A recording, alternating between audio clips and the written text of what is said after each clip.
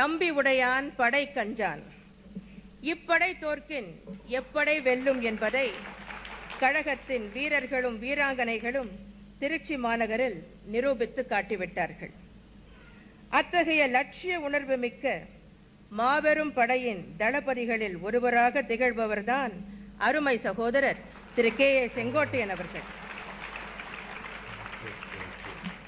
ஆரம்ப காலத்திலிருந்தே கழகத்தில் தன்னை ஒரு தொண்டனாக இணைத்துக் கொண்டு அன்றைய காலகட்டத்தில் தொகுதி அமைப்பாளராக பொறுப்பேற்று படிப்படியாக உயர்ந்து பின்னர் மாவட்ட கழக செயலாளராகி தலைமை கழகத்திலும் அமைப்பு செயலாளர் என்ற பொறுப்பை அடைந்து இன்று கழக கொள்கை பரப்பு செயலாளர் என்கிற உயரிய பதவியை வகிக்கும் அளவுக்கு உயர்ந்துள்ளார்.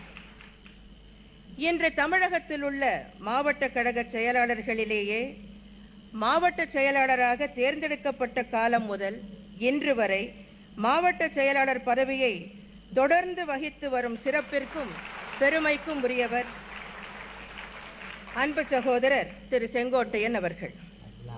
1977 ஆண்டு முதல் தொடர்ந்து சட்டமன்ற உறுப்பினராக இருந்து வந்துள்ளார். தனது சீரிய பணியாலும் இன்முகத்தோடு அனைவரிடமும் பழகும் நல்ல உள்ளத்தாலும் தொகுதி மக்களின் மனம் கவர்ந்து அவர்களது நன்மதிப்பை பெற்றவர் திரு கே ஏ செங்கோட்டையன் அவர்கள். புரட்சி தலைவர் காலத்தில் அவரது தலைமையை ஏற்று விசுவாசத்துடனும் உறுதியுடனும் செயல்பட்டார்.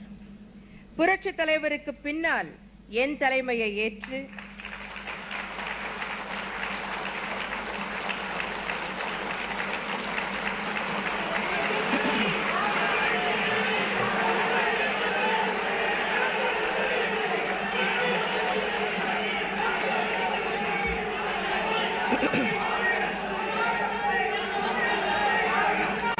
புரட்சி தலைவருக்கு பின்னால் என் தலைமையை ஏற்று விசுவாசத்துடனும் உறுதியுடனும் செயல்பட்டு வருகிறார்.